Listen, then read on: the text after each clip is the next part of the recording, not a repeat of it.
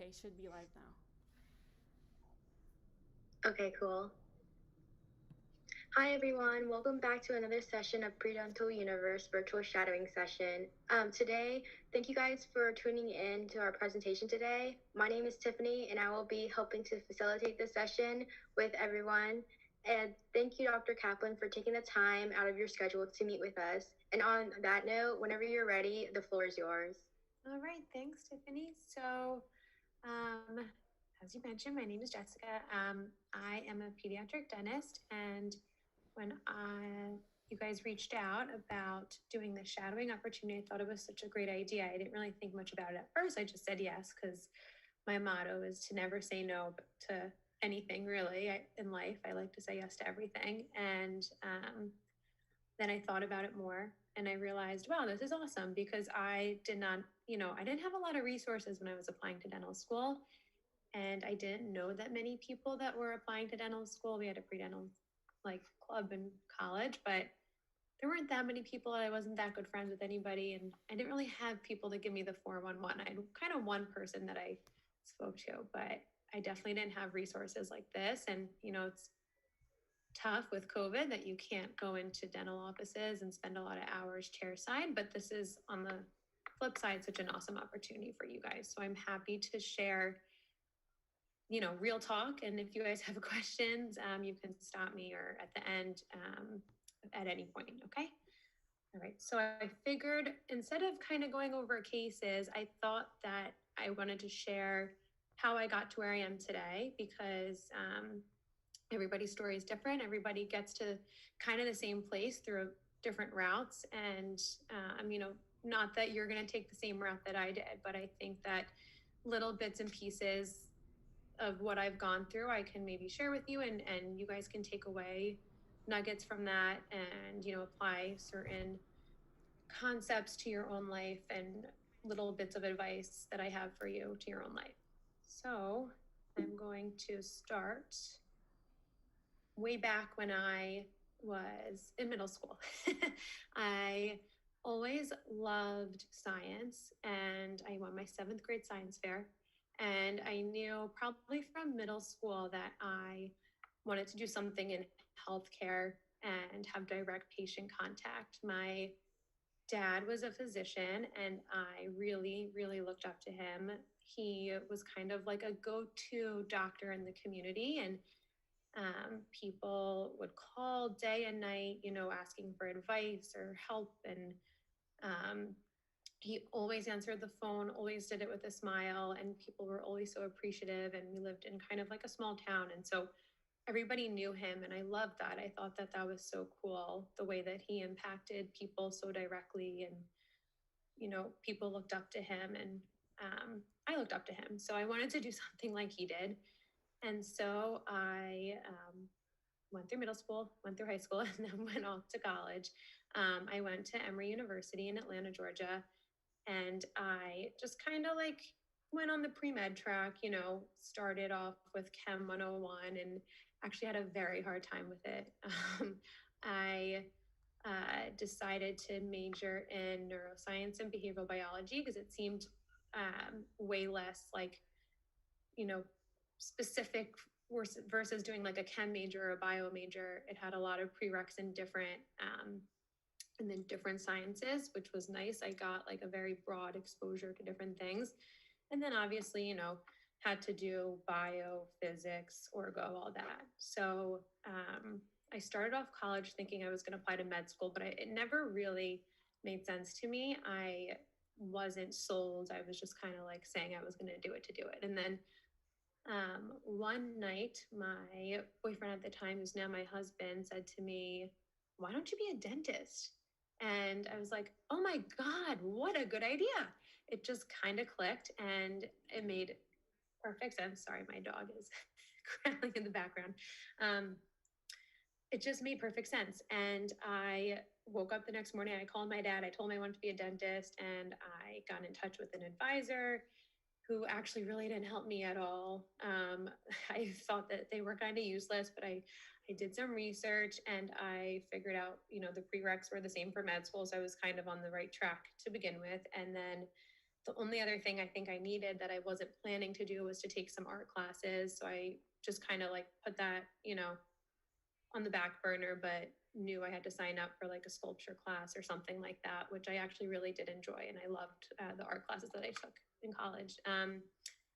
So that was sophomore year. So like I said, I started college knowing I was going to take all the science classes. And so I don't know if any of you have studied abroad, or it's too late, or if you're seniors or you're just starting off. But if you are in your like freshman year or sophomore year, definitely, if you can't do a semester abroad, do summers abroad. I did 2 summers abroad in between my freshman year and sophomore year, and then in between my sophomore year and junior year. And I thought they were awesome experiences. And just because, you have to take all these science classes and you're stuck, on campus doing labs, that doesn't mean you can't find time to travel. Traveling for me was a big part of shaping my path, and getting to see the world is super important. So just a little bit of advice with that. So I, went through the list of requirements to apply to dental school, and you had to shadow a bunch of hours, which you guys are doing now. So my junior year of college, I did 100 hours in a general dentist office. I knew one dentist, and it was the one dentist that I went to growing up, and that was it. So it was really like narrow. It was just a very specific view of dentistry by shadowing this one person. The more that you can hear from different people, the better idea you'll have about dentistry, for sure. It's so variable from city to city, from specialties, just it's very different. So it was a good experience, but I think I didn't really understand anything that she was doing chairside. The most important thing that I probably learned was like her chairside manner, and how she worked with her assistants and her front desk, and how she ran the office, more like social skills and things like that. As a college student, I had no clue what a tooth really looked like. So, you're not learning how to prep teeth, you're learning about how to interact in an office. So kept going down the checklist. I took my DATs, I filled out my dental school applications, and then I sent them off. That was junior year. And then the summer between junior and senior year, I had some really awesome experiences. So one of them was, like I said, I love traveling, and I've always loved doing volunteer work. So I did a lot in college and in high school even. So I signed up. Emory had a chapter of the Global Dental Brigades, and I know right now you guys probably can't do much of this, but I traveled to Honduras for a week and did a dental outreach there. And as college students, we're obviously not allowed to do any dentistry, but we kind of help facilitate, bring patients in and out of the clinic, and paperwork and shadowing and helping with charting and things like that. And for me, I always had an idea that I wanted to go into pediatrics. And I think I spent the whole week just playing with the kids in the yard. Like, that was the highlight for me. So I thought that was a great experience, and getting to travel, see other cultures, meet new people. If you have the chance to go on any sort of outreach before dental school, I highly recommend it. So another thing that happened that summer was I had kind of filled out my checklist, my applications were sent in, and my parents were like, you need to find something to do this summer. So like I said, I'd always liked outreach, and I knew I was going to go to dental school. So I figured, what better way to kind of like learn about a dental school than to work in a dental school. So I also wanted to live in New York City for the summer. So there's 2 dental schools in New York, Columbia and NYU. So I picked up the phone first I Googled Columbia Dental School outreach department. I don't remember if there wasn't a phone number listed online, or there was, and I called someone and they didn't answer, but whatever happened, it didn't work out. Someone didn't answer the phone, or there was no phone number, whatever. So then I Googled NYU College of Dentistry Global Outreach, and there was a phone number. I called, and someone answered. So I said, hi, my name is Jessica. I am a college student, and I would love to come work for you for free. And she said, oh, that's interesting. Why don't you send me your resume and we'll get back in touch? So I emailed them my resume. They called me back and asked me to come in for an interview. So I flew up from Atlanta for an interview for an unpaid position, which is ridiculous. But, you know, I'm trying to get into dental school and it's like my dream to live in New York City and work at NYU. So I said, what the heck? And they hired me. So I totally went out on a whim. I put myself out there. And this is something that I also want you guys to take away. Like, just look for opportunities. Like I said, my motto in life, I say yes to everything. I try not to say no unless it's something that's not a good idea. um, Wherever you can put yourself in the right place at the right time, good things happen. You never know when that's going to be. So I spent the summer working. It was kind of like part time, not full time, but a few days a week. And I did anything. If they needed me to stand at the photocopy machine and photocopy paperwork for their next outreach and handouts for their next outreach, I did it. If they needed me to unpack supplies from their outreach that they just got back from, I was unpacking supplies. If we needed to organize the supply closet, I organized the supply closet. And it was actually such a great experience because I actually learned the name of so many instruments and so many materials that we use in dentistry that I had no clue what they were before. So that was pretty cool. And then also I made really good friends with all the people on the outreach team, which was awesome. And I'm still in touch with them today, years later. So it was a great summer experience.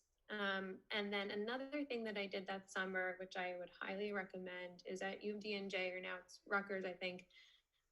They do a Gateway to Dentistry program, and it's a 2-week program, and you're in the dental school, and they kind of treat you as like these pre-dental interns, kind of, and you get to cut plastic teeth, you get to practice taking x-rays, like all sorts of like dental student life tasks. And you spend 2 weeks in the dental school, so you really get to learn about it. It was a great experience. Highly, highly recommend that. So that was the summer before senior year. And then I started interviewing at dental schools when I got back to college. And I had a bunch of interviews. I mostly applied in the Northeast and interviewed in the Northeast. And I went to all the interviews that I got. And, you know, after seeing the dental schools, it was really hard for me to not to want to go back to NYU after spending the summer there. I just connected with so many people there and I like saw myself there. So it was hard to not compare everything to NYU. But what I loved about NYU was that we had really early clinical experience. So you get in the clinic pretty early and start seeing patients pretty early. And like I said, I always kind of knew I wanted to do peds. So having rotations early in the specialty clinics and opportunities in the specialty clinics was important to me. And NYU offered all that. So I got in there and I kind of like that was done deal. So I graduated Emory, and then once I committed to NYU, they sent an email out to people who had, I guess, early committed, or I guess anyone really, but I don't remember the details exactly. But so they sent out an email and they offer this program called the D0 research programs, meaning you're not a D1 yet, you're still pre-dental school, so called D0. And they pay you actually, which was nice versus the summer before where I worked for free. And you get to do a research project. So I applied to the program and I got in and I was able to do a research program through the same department that I was working in before, the outreach department. So that was awesome to go back and work with those same people and do the same sort of thing. And, you know, that summer I wasn't just photocopying papers, even though I was doing a little bit of that. I got to work on a research poster, which was cool. And they also brought me on my first outreach trip with them. So that summer I went to Grenada with them, kind of as like an administrative team member, helping collect data and chart and organize and all that. So that summer, that trip to Grenada, I met a pediatric resident who was at NYU. She had also done her dental school at NYU and she was doing her peds residency there. And she's kind of become my mentor and my go-to person since that day. And so you never know, like I said, you never know who you're going to meet. She's many years ahead of me and older than me. And she actually ended up being my attending while I was in residency too, which was crazy. So she's helped me all the way from the beginnings of being a D1 all the way through now, even still working with my first job and all that. And she's been just like become a lifelong friend and mentor. So then I went to Poughkeepsie with the outreach team again that same summer, which was great because, you know, as awesome as it is to travel the world and, you know, see these other places and cultures and different languages and everything, it's also important to remember that in our own communities here locally, there's such great need and so many problems with access to care. So as much as I love traveling, I know how important these local outreaches are. So going to Poughkeepsie was great. And NYU has partnerships with all of these places that they go to. It's not the type of situation where they show up, unpack their mobile dental units, do some dentistry and go home. They're actually totally research driven. They go for years, they collect data, they try and make sure that they're making a difference in the community and not just going in and out. And then in dental school, I went with NYU again to Nicaragua and Nepal, and then I went back in residency to Poughkeepsie, which so kind of like came full circle, and then did a bunch of local, like New York City based outreaches in between along the way while I was in dental school that were on a volunteer basis also, but I didn't list everything just to keep it a little shorter. So while I was in dental school, I did a bunch of different things. I knew I was not the type of student who was going to get straight A's. I just kind of figured that out from the get-go, and that's fine. But I knew in order to apply to a PG program, I was going to have to buff up my resume in other ways. So I definitely recommend just making friends with everybody, talking to everybody, trying to do as many things as you can while you're in dental school and take advantage of all the different faculty and different teachers that you have, because everybody has different experiences and everyone has something different to share. And then in terms of friends, like you can't get through dental school without friends. It's a tough 4 years, and I couldn't do it alone. There was many nights where I was up studying till I don't even know when. I don't think I ever went to sleep, and I was group texting like all my friends the whole night, and we would be sending pictures to each other back and forth and helping each other out. And you can't do it alone. So I joined a bunch of different clubs. I joined student council. I went, like I said, I went on local outreach trips. And when I got past my second year of dental school, once I was really in the clinic, I started spending a lot of extra time in the peds clinic too. And I also applied to the honors program in peds. So all the specialty programs at NYU have specific honors programs where you spend additional time in clinic.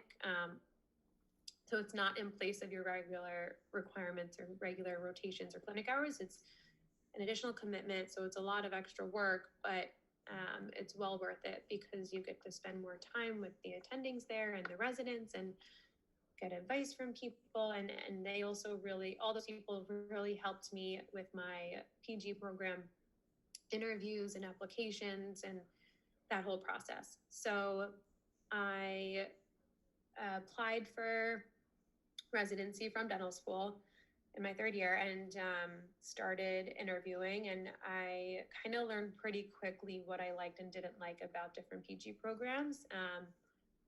I visited five different PG programs I interviewed at, and I really wanted to stay at somewhere that had a dental school and a hospital component. So the only two places, sorry, 1 second. Only two programs that had that in New York were Columbia or NYU. So I kind of had it down between those two. And then if I ended up at a hospital-based program, I wanted to be a children's hospital. So Montefiore had a children's hospital. So those were my top three. And then once I kind of reevaluated everything, I thought to myself, oh man, I really love NYU. I've spent so much time here. I know everybody here so well. Even though it's such a big class, like 300 something students, I really like made myself a place and like a home. And it was too hard to leave. So I decided I wanted to stay at NYU, and I matched at NYU, and I spent another 2 years there. So residency in comparison to dental school is way less stressful. Dental school is very tough. Everyone kind of gives you a hard time, and even like the staff that works at the front desk in the clinic give you a hard time. The clinic managers give you a hard time. I don't know if because NYU is so big that there's just so many of us, and it's hard. But residency was much smaller. There were 11 of us, and that's actually pretty big as far as PT programs go for peds. So it's much smaller. It's more it's more intimate, and the requirements to graduate are not as stressful. You're not looking for patients on the street. I was literally in dental school. I was giving out my card to people in a bodega, like at like 3:00 in the morning. I'd be handing out my business card to the guy at the deli, like just anybody to get patients. In residency, you don't have to do that. The patients walk in, they have appointments made. You show up, you have a schedule. If they're not your patients, really, it's like the program. And so way easier to graduate and less stressful. So you do have to take another set of boards, though, to graduate. You have to take your written boards for peds at least. So I did that. That was another test to study for, which it never ends. And then we did have to do a research project, which was also pretty stressful. It's hard research. For me, at least, didn't come easy. And then, you just fulfill your clinical requirements in your cases, and everybody really helps each other out with, sharing cases and things like that, which is nice. So when it came time to graduate from residency and start looking at working, I went on a lot of interviews. I can't even tell, I lost track of how many interviews I went on when I was in residency looking for jobs. I also totally just had no clue what to expect. I thought I was going to graduate residency and kind of open my front door, walk out onto the street and be like, hello, I'm a pediatric dentist. Who needs me? What can I do for you? And it's just so not the case. Finding a job is hard, especially for a new grad. You kind of are looking at, you're the lowest on the totem pole. No one wants to pay you well. No one wants to give you the good hours. And I just totally thought, oh my God, I have this professional degree and I've specialized. Like, life is easy. I'm done. This is good. This is great. It's over. I'm going to hit the jackpot and live the good life. And it's just so not the case. So most people that I know who've recently graduated take multiple jobs, and at least in New York. And the reason for that is because, like I said, no one wants to commit to you full time. No one wants to give you, like 5 days a week and solid salary and all that, because they don't know that they like you. And also you're brand new. And actually it's a pretty good thing, because it allows you to see different types of offices and get a feel for what you like and what you don't like. So I took 2 different jobs. I decided to work 2 to 3 days a week to start in a Medicaid-based office. So pediatric offices that are Medicaid-based and any offices that are Medicaid-based are very fast-paced. And so it's a huge kick in the butt when you first get out from residency, because you're seeing a lot of patients in residency compared to dental school, but nothing is like the real world. So I was seeing probably, I guess 30 plus 40 patients a day, running multiple columns of patients. So, working with hygienists and multiple assistants. I had one assistant who just took x-rays the whole day. I had one assistant who just was with me for operative, and I had one assistant who was just running my hygiene column. So it's extremely busy. So it's high volume. And then the thing with Medicaid is it reimburses lower, meaning that, like, per procedure, the office gets paid at quite a low rate. So these are volume practices. In order to kind of make the same bottom line, you have to see a lot more patients. And then also, typically, these communities are high caries risk. So it's a lot of need. So when you're doing operative, it's a lot at once. And with pediatrics, it can be very overstimulating because not only are you doing a lot of operative, but the kids can be tough too, and reasonably so. It's a lot for them to sit through. So to do that 5 days a week is a lot, but I know people that do it, and it's different things for different people. But I realized quickly that I could not do that full time, but I was happy to be in that office 2 to 3 times a week because it was really good for me to build speed and learn efficiency, and also just learn how different offices work. So I also found a job through one of my attendings in residency. She connected me with someone who was an oral surgeon, and he owned a multi-specialty office.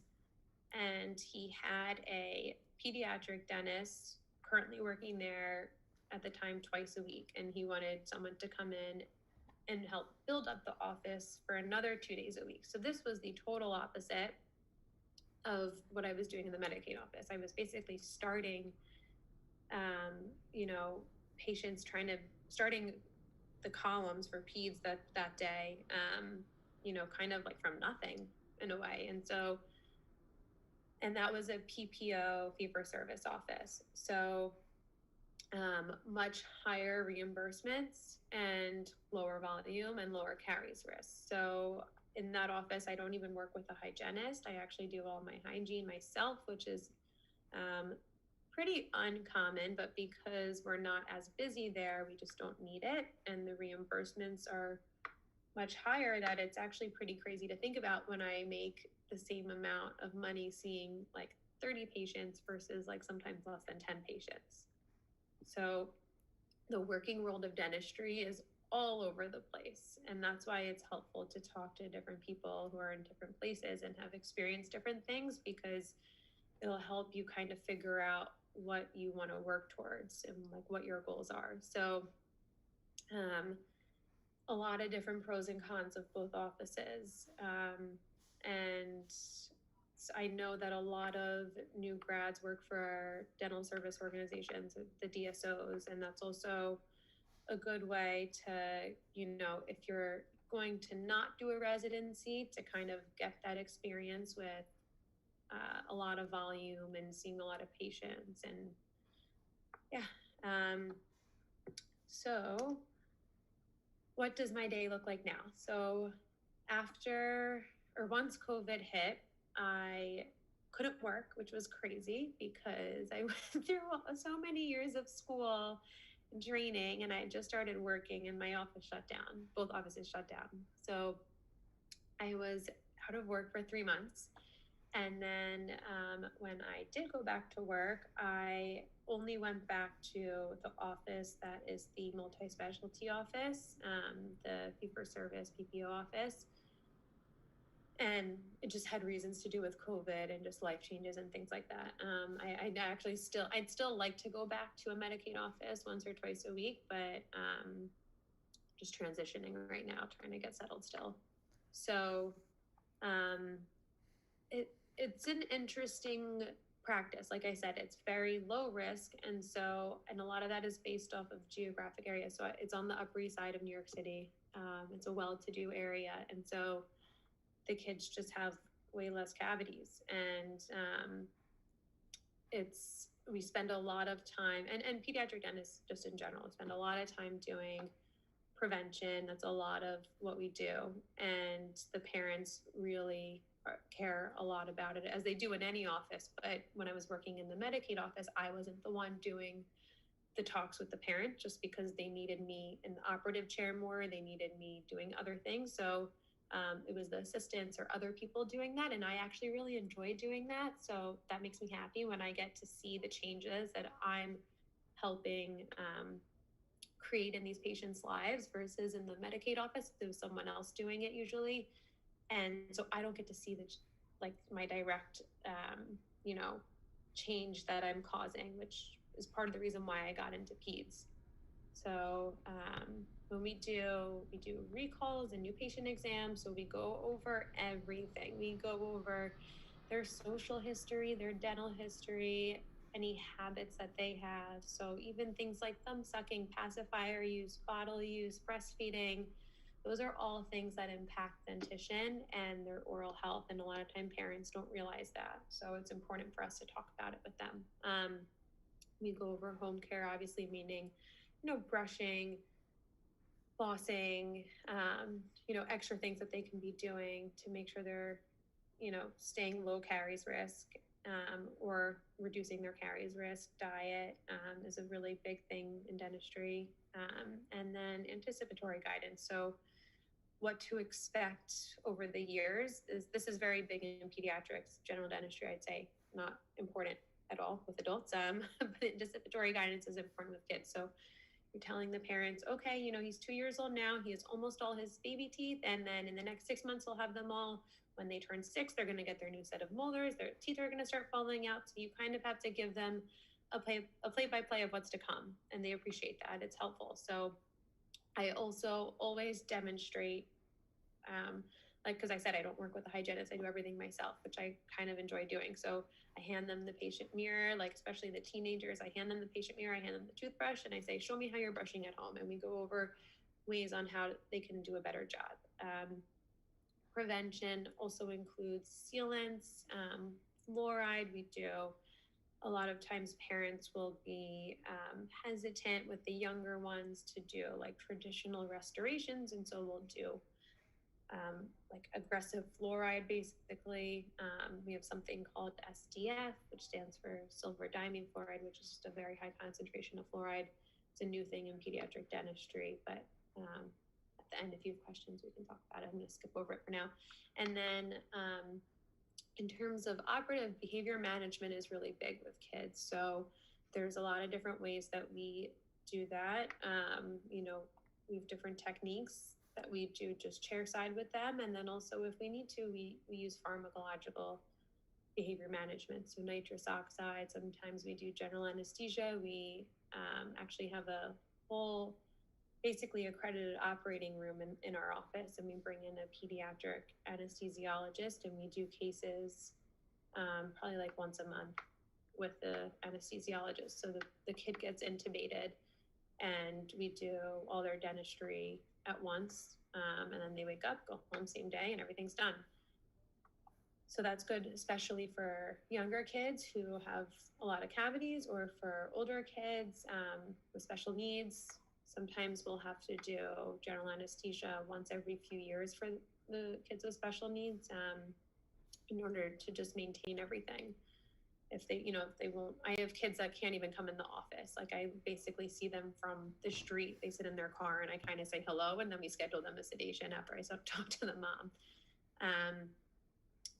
We also are responsible for early orthodontics, so space maintenance and space management and primary dentition. So we work with an orthodontist as well, but preventing if kids lose baby teeth early, we want to make sure that space is maintained for the permanent teeth. So that's something that we do.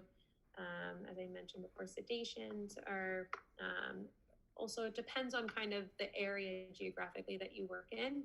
Sedation is kind of different across the country. In New York, at least, oral sedation is not popular. There are regions of the U.S. where it's very popular. I know Florida, it's pretty popular to do oral sedation. And I got training in it in residency, but just not something we often do here in New York. And we treat kids with special needs, and not just kids, adults too. So I have a lot of 20-year-olds and 25-year-olds that come and see me because the parents are more comfortable with the pediatric dentist who is more familiar with behavior management. And I love seeing those kids too, even though sometimes the dentistry I'll tap out and need a little help with, if they need anything like crowns or anything more extensive. And then also the pediatric dentist is the quarterback for these kids. So we refer them out to the oral surgeon for different things, the orthodontist for different things, the prosthodontist sometimes. And so we just manage their care. And then also I do a lot of local outreach, which I love.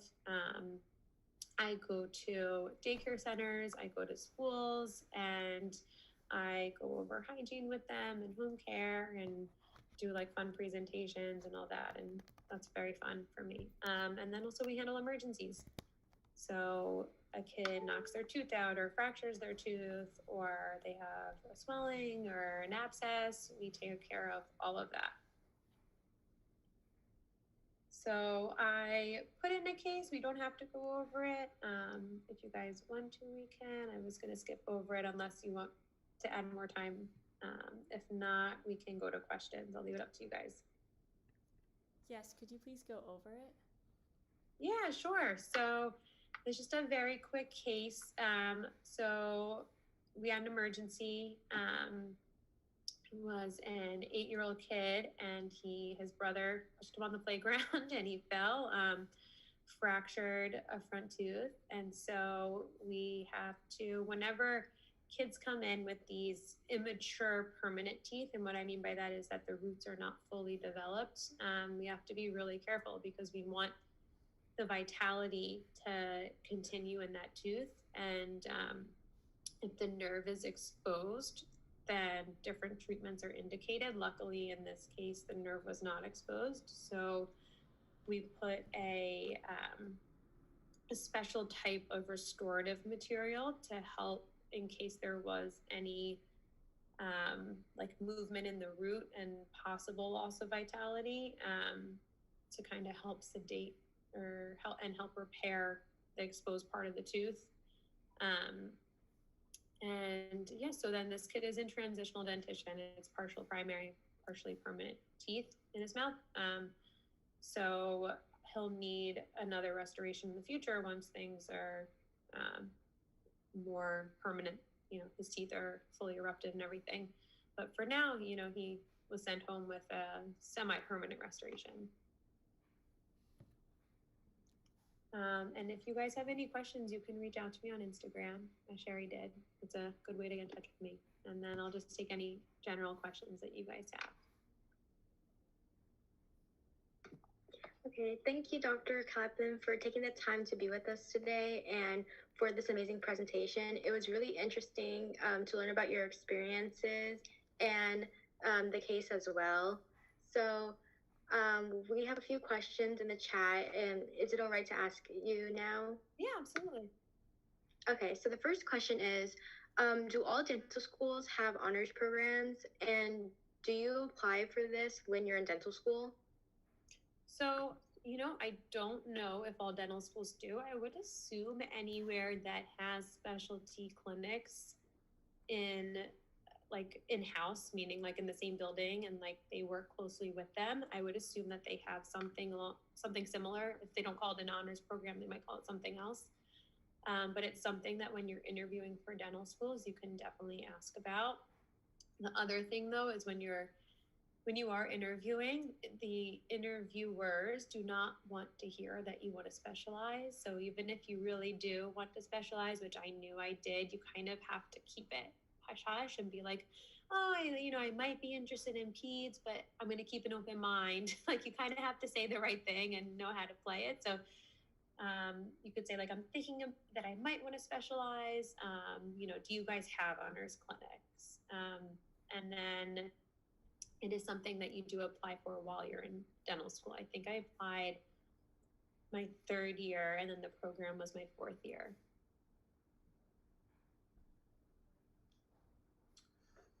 All right, let's see. How did you feel about the large class size at NYU? I loved it.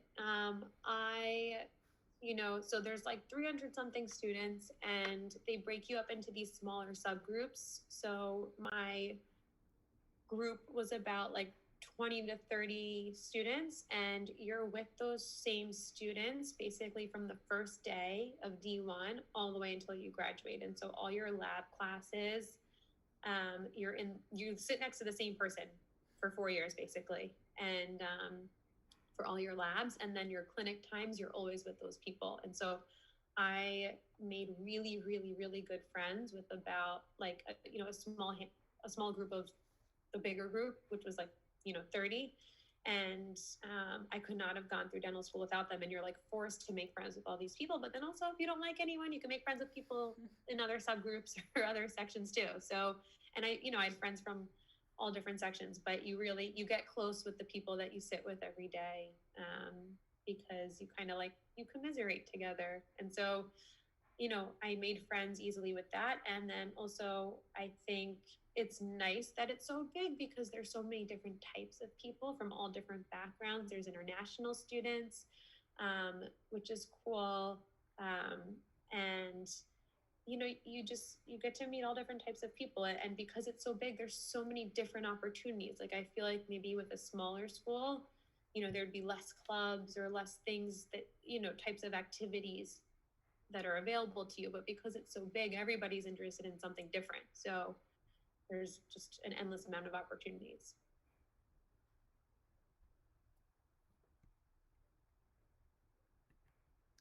Thank you, Dr. Kaplan, for answering the question. Another question is, what are the GPA DAT requirements for NYU? Oh gosh, I don't remember.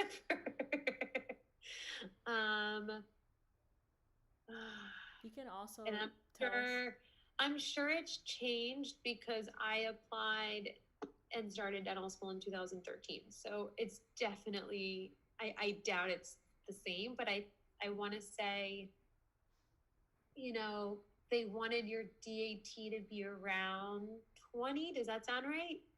Yeah. I think the GPA, I cannot remember what they kind of wanted as a minimum. I really don't remember, but I think, if you have a well-rounded resume, it's not just all about one or two scores. It's about, your whole package and kind of showing interest. The most important thing is showing interest in dentistry. They don't want people coming to dental school who don't know that they want to get into this. It's an expensive investment, and it's like I said, it's a difficult 4 years. You can't go into dentistry unless you really know that this is what you want, because you're not going to be happy otherwise.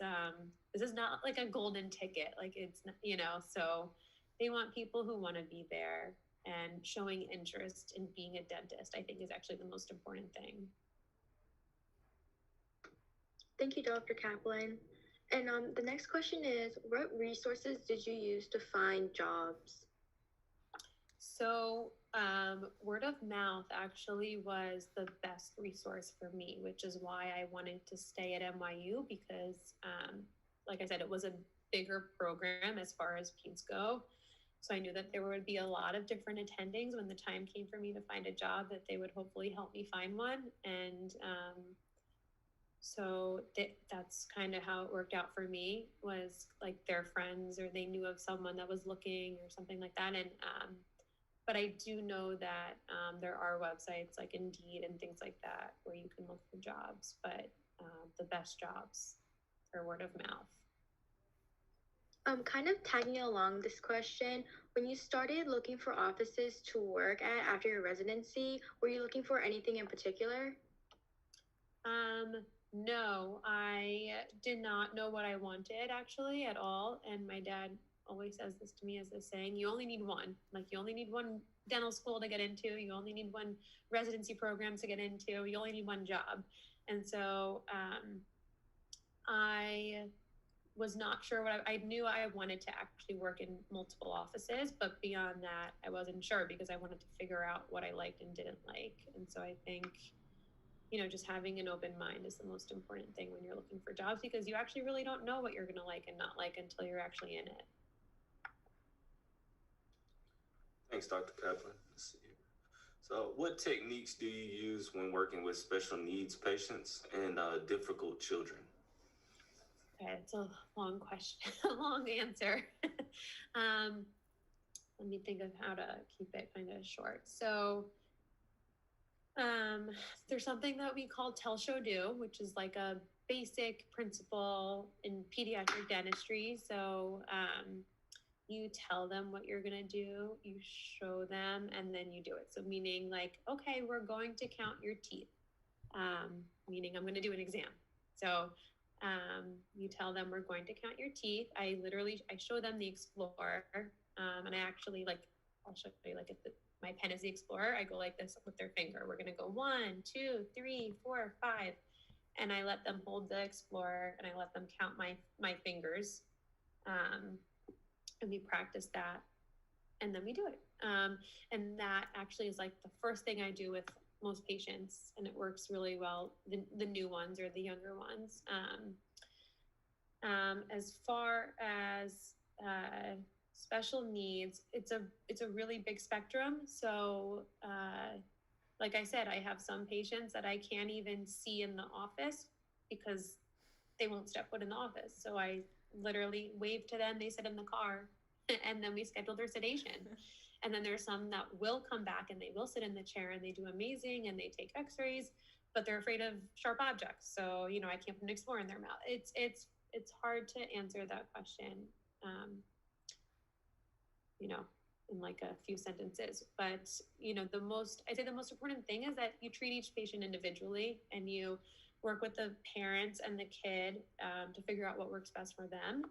And whether that's turning on the TV and a little distraction, and that's all you need, or you have to use pharmacological behavior management or whatever it is, we always make it work. Like, I've never not been able to do treatment on a patient, ever.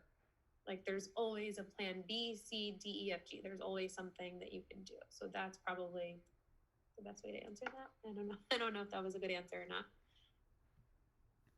Yes, it was. Thank you so much, Dr. Kaplan. Another question is, what is the difference between programs that are connected to hospitals? Is there a difference between hospital dentistry and in typical practices? That's a good question. Sorry, I should have elaborated more about that. So hospital-based programs mean that you are only working out of a clinic in the hospital. The dentistry is not different. You're seeing the same types of patients doing the same type of dentistry. But when you are at a program that has university, like it's based out of a dental school and a hospital, you get a much bigger didactic component to your training. So also the pace in the dental school is a little slower usually. So I would see less patients per day when I was in the clinic at NYU, and then our hospital that we were affiliated with is called Bellevue, and I would see a lot more patients per day at Bellevue. So NYU, I had a little bit more, and that's just because logistically also, like, the computer system took longer, like to input forms and things like that. So it's not that like my dentistry was slower. It was just that there were kind of more checkpoints along the way that made things move a little more slower. But the attendings are definitely a little more on top of you when you're in the dental school, which is a good and bad thing. They're like, it's an open floor, at least at NYU, with a few closed rooms. But then at the hospital, it's all closed rooms. So the attending is sitting in a back office somewhere, and they're only there if you have questions. They're not looking over your shoulder at all. And then, like I said, the didactics. So once a week, every week for, I guess 5 hours or 4 hours, we had lectures at NYU. And I know most programs, when you're just a hospital affiliated program, you don't get that.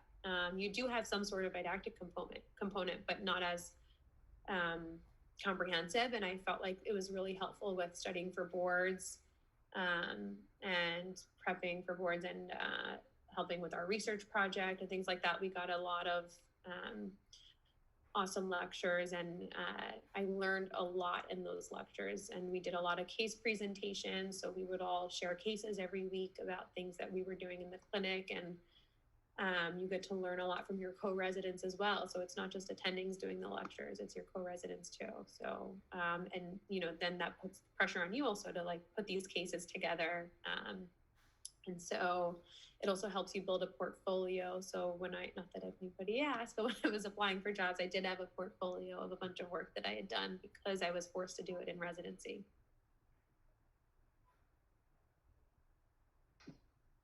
The next question is, it's talking about the specific case that you mentioned, but how long do restorations last? So if it's a permanent restoration, meaning I intend it to be permanent, it should last a while. I'd say the average lifetime of a restoration is probably 20 years. So when you're restoring baby teeth or permanent teeth in kids, even, parents need to understand that things don't last a lifetime, because like there's research that shows restorations don't last as long as you last usually. But if you're working with adults, you know, then you might be okay. But with kids, you have to really set expectations well with the parents.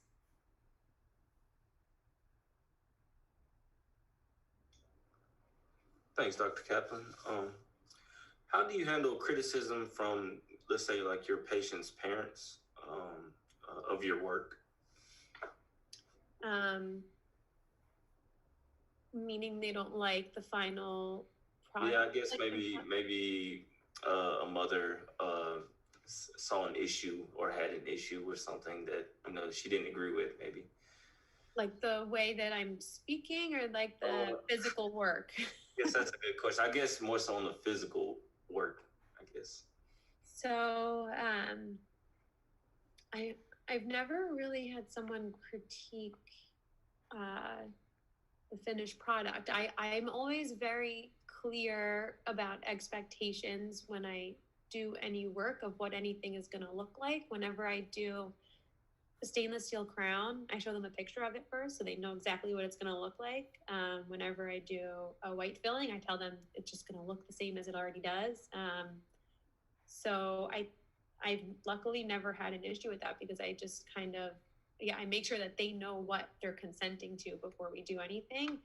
And we don't do that much. We do a little bit of aesthetic work, but not much. In the same thing, even when I do, you know, like crowns or something on the front teeth, I show them the crowns that are going on those baby teeth so that they know exactly what to expect.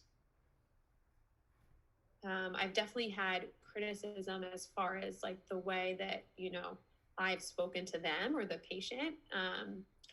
But it's usually just because the parent's just unsatisfied about something else that's going on, and they're kind of taking it out on you as the provider, not because like, you know, I'm doing anything wrong.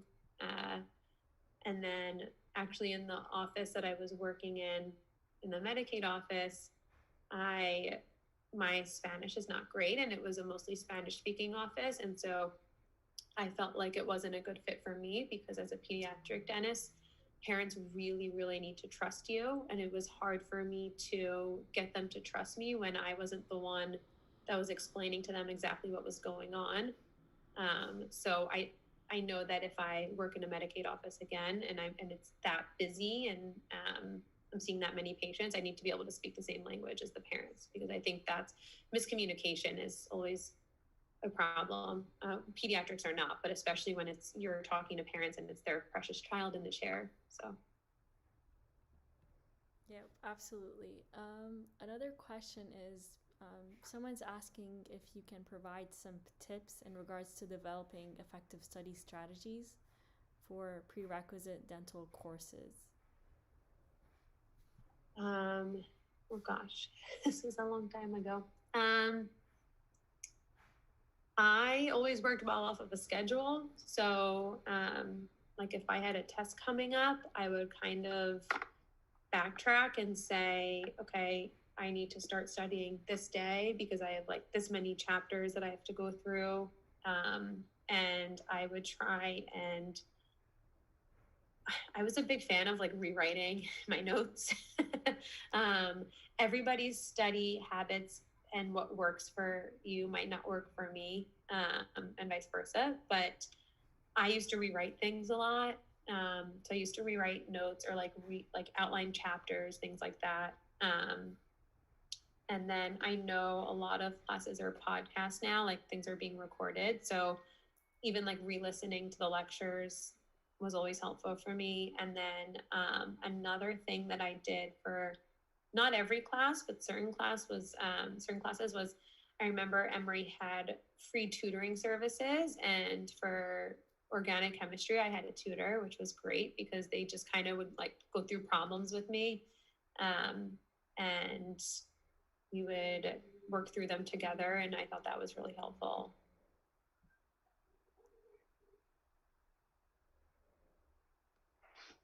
Thank you, Dr. Kaplan. And the next question is, what did you find to be the most difficult in your specialty? That's a really good question. I think peds is easy. What's difficult about it? I guess I don't even know. I guess managing. Okay, I know it's difficult when I, when I have different kids in one family. I can never remember who's who, and it drives me nuts. I have to make my assistants like write on the operatory like the name of the kid that I'm seeing because I just get confused. I don't know. I think pediatric for me it's easy. I think everything else is very hard. I don't know. I'm sorry, that wasn't a good answer. But I think if you love what you do and you are really committed to it, then like you make sure you understand what you're doing. You make sure you know the techniques that you're doing and you stay on top of it. You read research, you join study clubs, things like that. And so that way no situation is ever difficult because you're kind of prepared for things. And if you're not prepared, you know the resources that you need to figure something out. So another question is, do you recommend taking a gap year for possibly taking a dental assisting position or getting a master's? I think it depends on your situation. So if you feel like you're not sure that you want to be a dentist and you want to go to dental school, I would definitely take a year to investigate and take a dental assisting job or something like that to be sure that that's a good fit for you.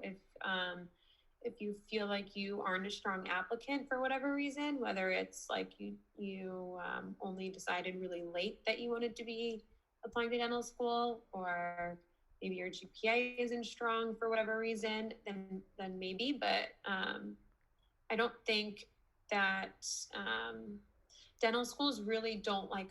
I know sometimes med schools like really want you to do a gap year. I don't think dental schools really want you to, but if you need to, then you should. I think it's just case by case.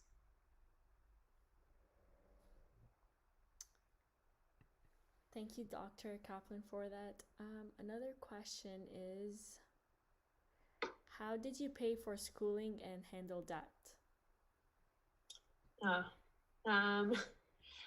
Same thing, case by case. It's a personal question. I'm not going to answer. I'm sorry. No, that's okay. Another question is, how did you study during dental school and residency? How did you remember the information? Since it was like fast-paced and content heavy. Oh God, I could show you my camera roll from dental school. It's just photos of my notes. I used to, like I said, I'm a big fan of rewriting. So what I did was I would either go to the lecture in person or I would listen to it at home. And then as I was listening or at the lecture, I actually felt like for me, being home was better because, and we weren't required to be in class at NYU because everything was podcasted. So most classes were optional. So I would listen at home and I would pause throughout the lecture and I'd write everything down, like basically word for word. I'm one of those crazy people.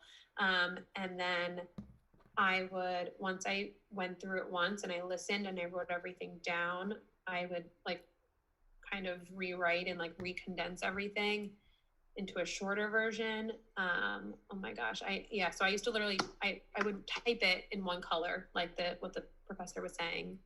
And then I would kind of like add in another color, like shorter notes. It's hard. You have to find what works for you. Some people would just listen to the podcast and that would be it. Some people would do flashcards. I think, I could spend an hour talking about study strategies.